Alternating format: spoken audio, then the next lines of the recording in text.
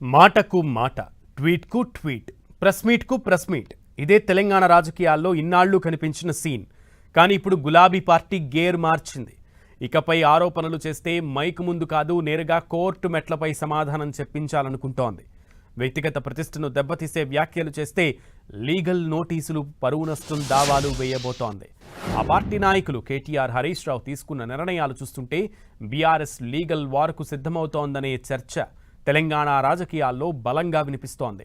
ప్రతిపక్షంలోకి వచ్చిన తర్వాత తమపై వ్యక్తిగత ఆరోపణలు పెరిగాయంటూ బీఆర్ఎస్ నేతలు భావిస్తున్నారు. రాజకీయ విమర్శలు ఒకటైతే వ్యక్తిగత ప్రతిష్టను దెబ్బతీసే వ్యాఖ్యలు చేస్తున్నారంటూ మరోవైపు ఆరోపిస్తున్నారు.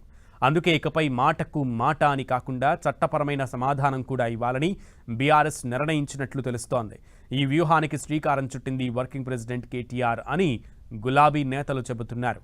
మంత్రి కొండా సురేఖ చేసిన వ్యాఖ్యలు తన వ్యక్తిగత ప్రతిష్టకు భంగం కలిగించేలా ఉన్నాయని ఆరోపిస్తూ కేటీఆర్ కోర్టును ఆశ్రయించారు. ఆ వ్యవహారం ప్రస్తుతం న్యాయస్థానంలో విచారణలో ఉంది. రాజకీయ విమర్శలకు కూడా ఒక హద్దు ఉండాలనే సందేశాన్ని కేటీఆర్ ఇచ్చారని పార్టీ నేతలు చెబుతున్నారు.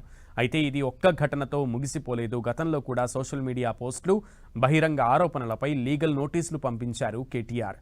దీంతో లీగల్ కౌంటర్ అనేది కేటీఆర్ రాజకీయ శైలిలో భాగమేననే అభిప్రాయం రాజకీయ వర్గాల్లో వ్యక్తమవుతోంది. ఇప్పుడు అదే ఫార్ములాను పార్టీ మొత్తం అమలు చేయబోతోందా అన్న చర్చ మొదలైంది. తాజాగా మాజీ మంత్రి హరీష్ రావు కూడా కాంగ్రెస్కు చెందిన పలువురు నేతలకు లీగల్ నోటీసులు పంపడం రాజకీయంగా చర్చకు దారితీసింది. తనపై చేసిన ఆరోపణలు పూర్తిగా నిరాధారమని పేర్కొంటూ వెంటనే వాటిని ఉపసంహరించుకోవాలని, లేదంటే పరువు నష్టం దావాలతో పాటు చట్టపరమైన చర్యలు తప్పవని స్పష్టం చేశారు.